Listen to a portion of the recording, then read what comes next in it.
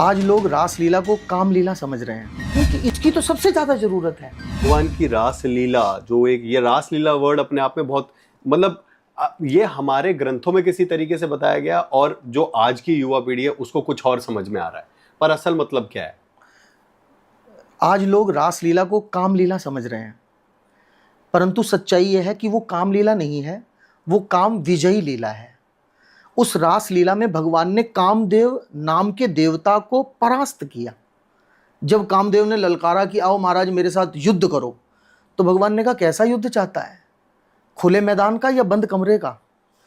तो उसने कहा कि बंद कमरे में तो मैं किसी को भी परास्त कर दूंगा, जब वो नारी के संग होगा तो मैं परास्त कर दूंगा उसको, लेकिन ये खुले मैदान में जब रहेंगे, करोड़ों गोपियां इनके साथ होंगी, तो वहां इनको परास्त करने में आनंद आएगा।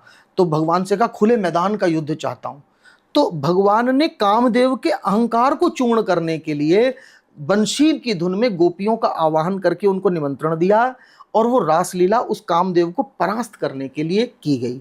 और इसमें एक ये भी बात बड़ी समझने की है, जो आज तक हमारे युवा बच्चों को समझ में नहीं आई, उन्हें पता नहीं चला, पता चलना चाहिए, ज्ञान होना चाहिए कि जिन गोपियों को वो साधारण स्त्रियां मान रहे हैं, वो गोपियां साधारण स्त्रियां नहीं हैं, वो बड़े बड़े सिद्ध ऋषि गोपी बनकर के उतरे हैं। वेदों और पुराणों की श्रुतियां और स्मृतियां गोपी बनकर के उतरी हैं। एक बार वेदों की और पुराणों की श्रुतियां भगवान के पास गई, नारायण के पास। तो नारायण से कहा महाराज जी हमारे अंदर ज्ञान तो बहुत है, परंतु हमारे अंदर प्रेम नहीं है, तो ऐसा कुछ करो कि हमारे अंदर प्रेम पैदा हो जाए। तो भगवान ने गोपियों से उस समय श्रुतियों और स्मृतियों से कहा एक काम करो, अभी द्वापर युग में मैं कृष्ण अवतार लेकर के आ रहा हूं जी, तुम सब गोपियां बन करके आओ, तुम्हारे अंदर ज्ञान भरपूर है, वैराग्य त्याग भरपूर है, पर जिस प्रेम की तुम कामना कर रही हो वो द्वापर युग में मैं कृष्ण अवतार लेकर आऊंगा, तुम सब गोपी बन करके आना, तो मैं तुम्हें प्रेम प्रदान करूंगा। तो वो सब कौन है? श्रुतियां और स्मृतियां हैं जी, वो साधारण नहीं है। ये सब बहुत सिद्ध महापुरुष हैं जो भगवान के संग वहां पर रास कर रहे हैं। और जो रासलीला है वो रासलीला शरीरों का मिलन नहीं है।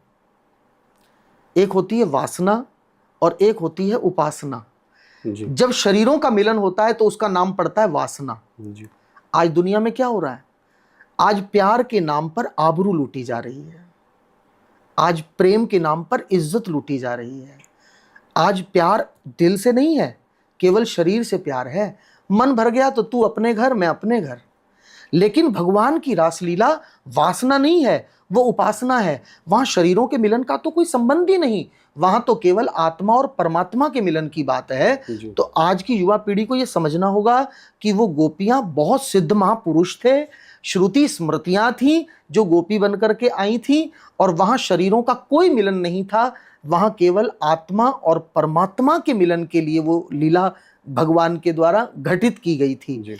और रही बात ये, जो आज कई बार हमारे बच्चों के मन में ऐसा आ जाता है कि इस रासलीला की क्या जरूरत है, जब ऑलरेडी दिमाग में इतना काम गंद भरा हुआ है तो क्या जरूरत है? तो मैं कहता हूं कि इसकी तो सबसे ज्यादा जरूरत है, क्योंकि वासना से उपासना की ओर ले जाने का मार्ग रासलीला है। आज दिल्ली जैसे महानगरों में जहां 24 घंटे रोड चलता है, आप देखें वहां बलात्कार हो जाता है, कोई रोकने वाला नहीं है, कोई टोकने वाला नहीं है। वो कौन लोग हैं जो बलात्कार करते हैं? वो आते कहां से हैं? मैं पूछना चाहूंगा। वो हमारे समाज में से ही तो पैदा होते हैं। बिल्कुल। पर दुख की बात यह कि उन्होंने कभी धर्मशास्त्र सुना नहीं, पढ़ा नहीं, किसी ने उन्हें बताया नहीं। अगर उन्होंने कभी भगवान की रासलीला पढ़ी सुनी होती तो वो वासना के बंधन में ना पड़े रहकर उपासना की ओर कदम बढ़ा जाते। क्योंकि आज इस कलयुग में हम लोग वासना में पड़ गए हैं, काम ही काम, सारा दिन दौड़ता रहता है। व्यक्ति मोबाइल उठाए, लैपटॉप उठाए, सब गंदगी देख रहा है, बिल्कुल 24 घंटे गंदगी देख रहा है। तो ये वासना का ही तो सूचक है। तो इस वासना से निकल करके उपासना, उसमें प्रवेश करने के लिए रासलीला बहुत जरूरी है। मैं तो ये कहूंगा कि अन्य युगों में चाहे रासलीला सुनो या ना सुनो, लेकिन इस कलयुग में तो रासलीला सुनना, ताकि वासना से उपासना की ओर आए। परम पूज्य देशमुख वशिष्ठ जी महाराज को फॉलो करें।